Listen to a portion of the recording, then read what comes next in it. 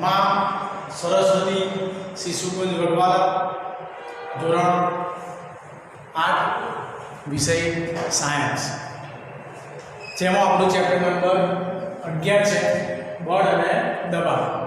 તો અગાઉ જે આપણે વિડીયો જોઈ ગયા છે, ઓફલાઈન વિડીયો, એમાં આપણે બળ અને દબાણમાં સંપર્ક બળ અને બિન સંપર્ક એટલે કે અસંપર્ક બળની માહિતી લીધી. ત્યારબાદ આપણે થોડા કારણોની પણ ચર્ચા કરી કે જો ક્ષેત્રફળ ઓછું હોય તો એની પર ઓછા બળથી પણ વધુ દબાણ વધારી શકાય છે, અને પદાર્થનું ક્ષેત્રફળ વધારે હોય તો એની ઉપર દબાણ ઓછું લાગે છે. ત્યારબાદ આજના આપણા વિડીયોમાં જોવાનું છે કે પ્રવાહી તથા વાયુ પદાર્થો દ્વારા લગાડવામાં આવતું દબાણ. તો એને સમજવા માટે આપણે આ વિડીયોમાં થોડી પ્રવૃત્તિઓ કરવાની છે. તો સૌથી પહેલા આપણે પ્રવૃત્તિમાં જોવાનું છે કે પાત્રના તળિયે પાણીને કારણે લાગતું દબાણ એ સ્તંભની ઊંચાઈ પર આધાર રાખે છે.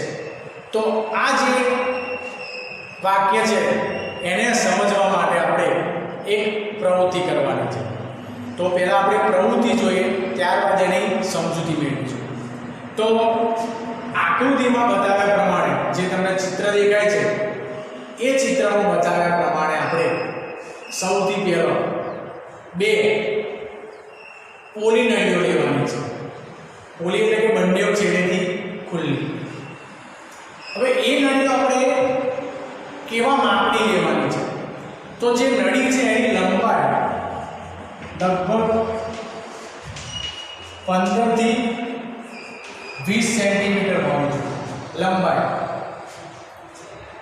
તથા એનો જે વ્યાસ છે, નળાકાર ભાગ છે એને કહેવાય આપણે વ્યાસ નળી. તો એનો જે વ્યાસ છે એ નળીનો વ્યાસ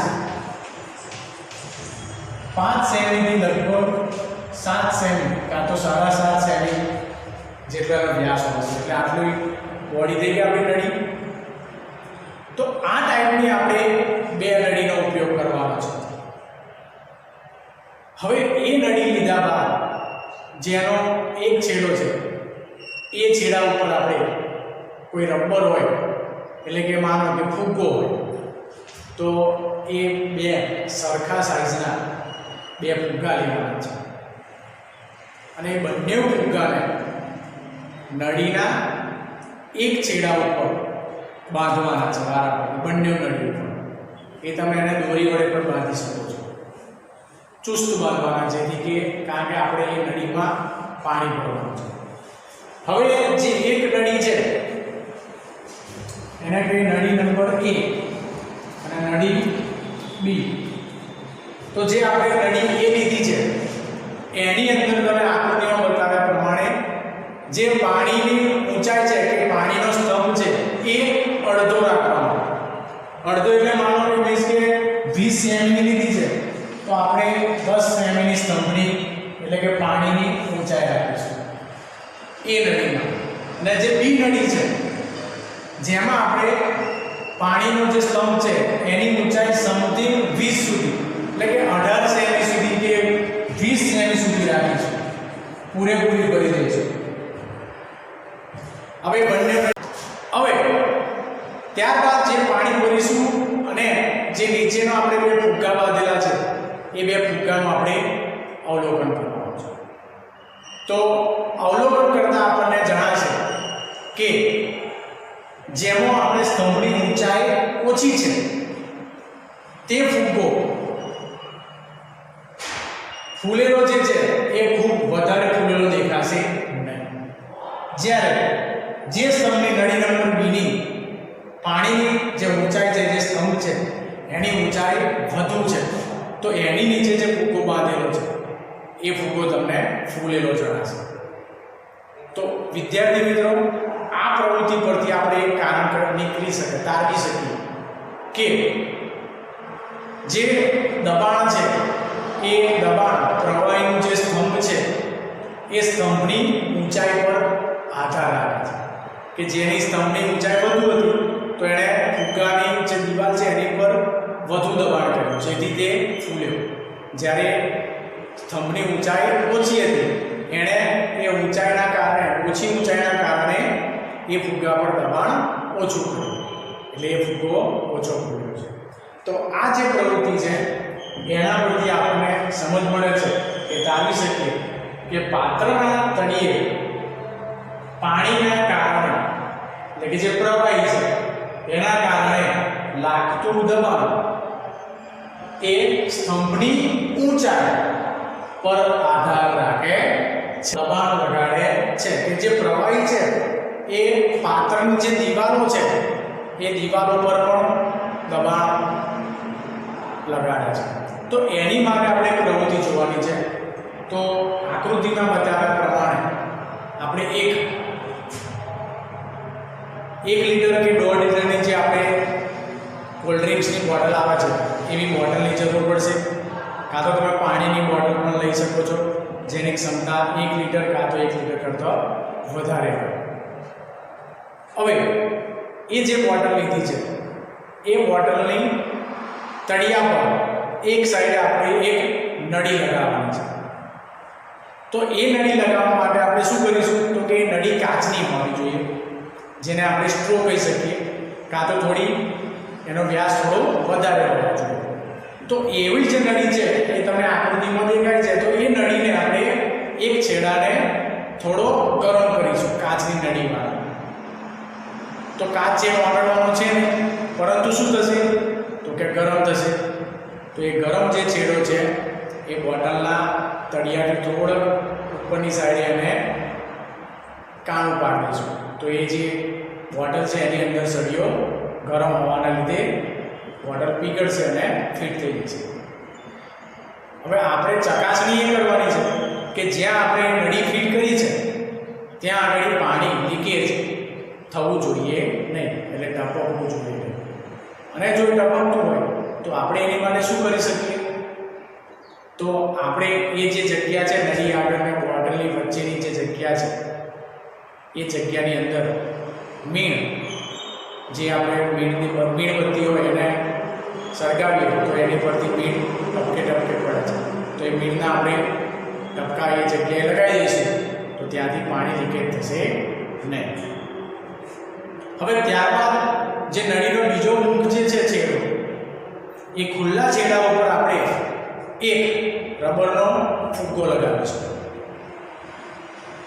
હવે ફુગ્ગાને આપણે હવાચુસ્ત બંધ કર્યા પછી જે બોટલ છે એ બોટલને આપણે પાણીથી ભરીશું. હવે બોટલને તમે જેમ જેમ ભરશો અને આખી બોટલ ભરાઈ જશે તો આકૃતિમાં બતાવ્યા પ્રમાણે તમે જોઈ શકશો કે જે ફુગ્ગો છે એ ફુગ્ગો પ્રસરણ પામશે અને એની જે કદ છે એમાં વધારો થશે. તો વિદ્યાર્થી મિત્રો, આ પ્રવૃત્તિમાં આપણે જોયું કે જે બોટલ હતી એની અંદર આપણે નળી ક્યાં બેસાડી, તો કે બોટલની જે ફરતે છે એની દિવાલ છે એની અંદર આપણે બેસાડી. તો એ જે નળી હતી એના છેડે ફુગ્ગો હતો.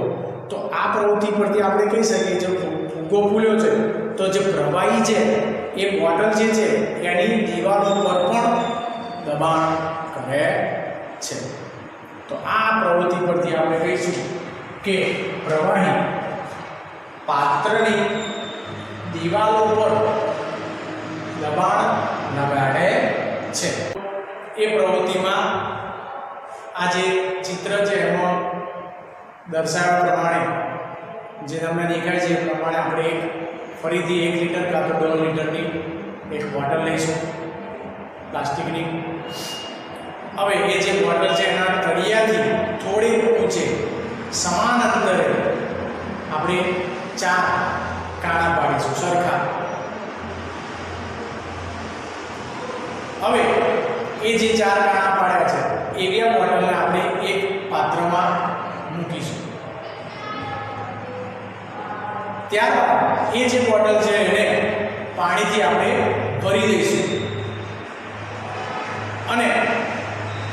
જે કાણા છે એ કાણામાંથી પડતા પાણીનું આપણે અવલોકન કરીશું. તો વિદ્યાર્થી મિત્રો, જે આપણે બોટલને 4 કાણા પડ્યા છે તો એ ચારે 4 કાણામાંથી સમાન માત્રામાં પાણી વહેશે.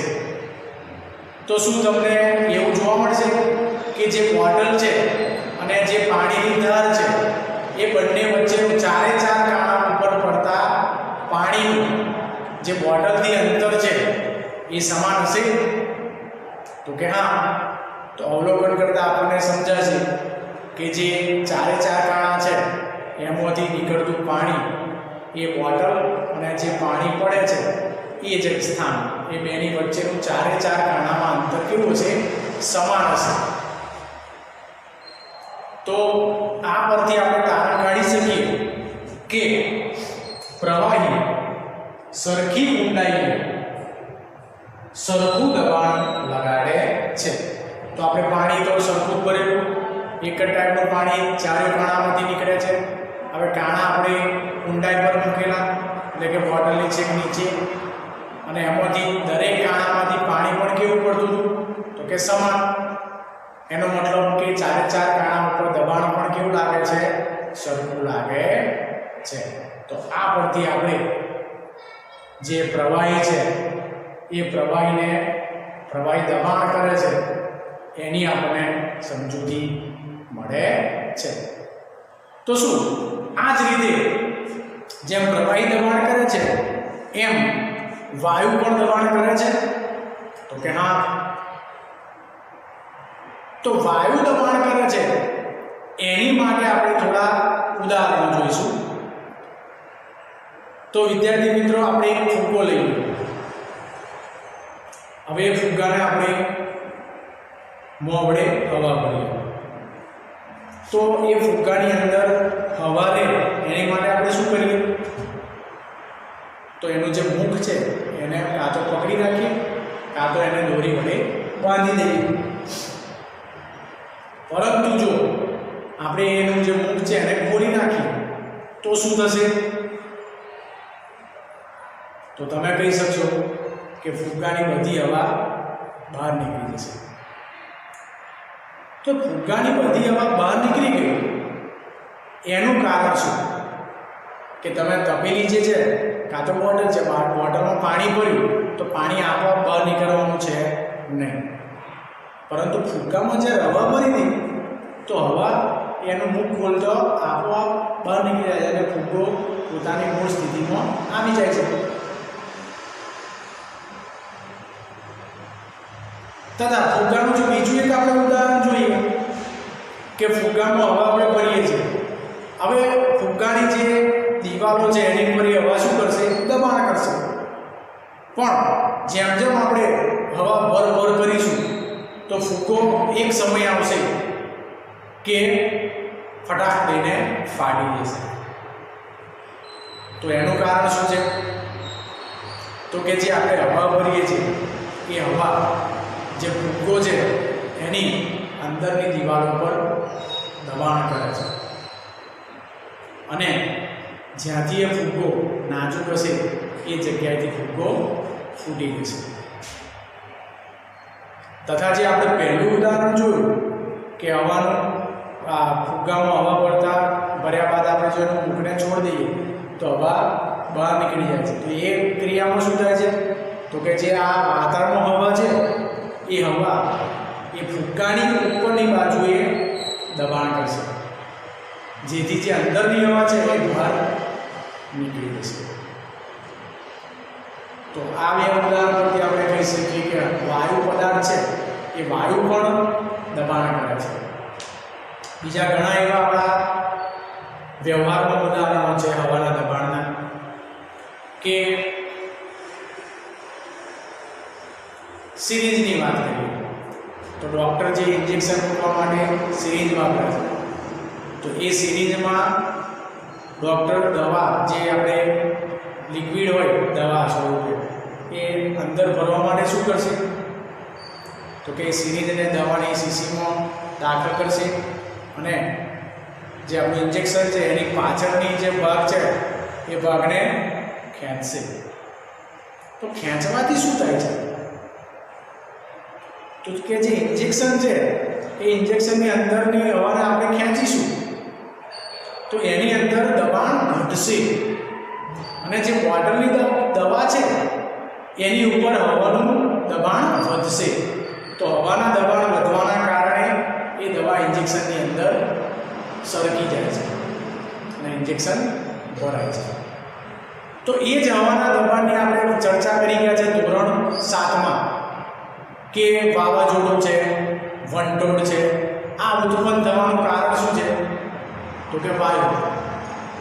તો તે વખત આપણે 7માં જોયું છે કે ગરમ હવા જે છે એ ગરમ હવા ઉપર જશે અને એનું સ્થાન લેવા જે ઠંડી હવા છે, ભારે હવા, એ ત્યાં આગળ આવશે અને આ ક્રિયા સતત થયા કરશે અને મોટા પાયે થશે તો એ વાવાઝોડું કે વંટોળનું રૂપ ધારણ કરશે.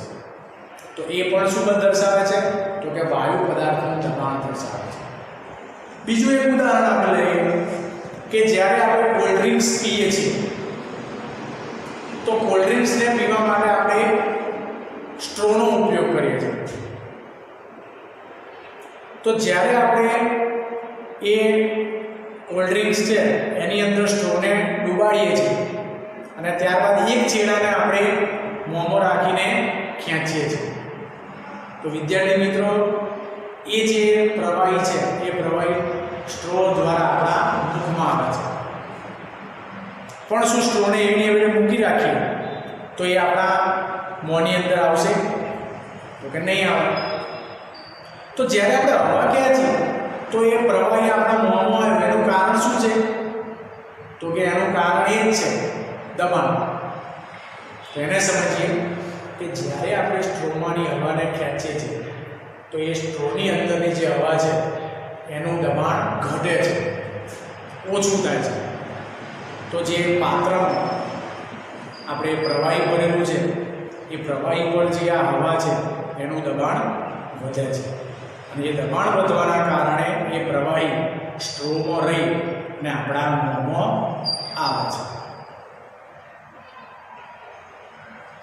પરંતુ જો સ્ટ્રોને તમે વચ્ચેથી કાણું પાડી દેશો, જે આપણી સ્ટ્રો છે એ સ્ટ્રોને તમે વચ્ચેથી કાણું પાડી દેશો ને પછી જે લિક્વિડ છે એને તમે ખેંચવાની કોશિશ કરશો તો શું તમારા મુખમાં એ આવશે કોલ્ડ ડ્રિંક્સ કે લિક્વિડ જે છે?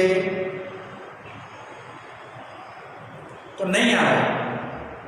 એનું કારણ શું છે કે જ્યારે તમે સ્ટ્રોમાંથી કાણાવાળી સ્ટ્રોમાંથી હવા ખેંચો છો ત્યારે જે દબાણ ઘટવું જોઈએ હવાનું એ ઘટતું નથી. કેમ? કે જે પેલું કાણું છે એ કાણામાંથી હવાને જે દબાણ છે એ ચોક્કસ એટલું ને એટલું રહે છે, ઘટતું છે નહીં. માટે જે પ્રવાહી પરનું દબાણ અને પેલી સ્ટ્રોની અંદરનું દબાણ બંને કેવું હોય છે? ઇક્વલ, સમાન હોય છે. એના કારણે આપણા મુખમાં, મોંમાં જે કોલ્ડ ડ્રિંક્સ છે એ આવી શકતું નથી. તો આ બધા ઉદાહરણો પરથી આપણે કહી શકીએ કે વાયુ પદાર્થ એ પાત્રની દિવાલો પર પણ દબાણ કરે છે. આની માટે બીજી એક પ્રવૃત્તિ પણ તમે કરી શકો છો કે પાણીની જે પાત્રા પ્લાસ્ટિકવાળી બોટલ છે એ બોટલ ખુલ્લી છે એટલે કે અંદર પાણી છે નહીં, એવી બોટલને મુખ આગળથી તમે જ્યારે હવાને ખેંચશો તો જે બોટલ છે એ કચડાઈ જશે. તો જે બોટલ છે એ કચડાઈ જવાનું કારણ શું છે? તો આ જે વાતાવરણની હવા છે એ હવાએ બોટલ ઉપર દબાણ કર્યું. કેમ કરી શકી? તો કે જ્યારે આપણે બોટલની હવાને ખેંચી તો અંદરનું દબાણ ઘટ્યું અને જે બહારની હવાનું દબાણ એની ઉપર લાગશે, માટે એ બોટલ કચડાઈ જશે.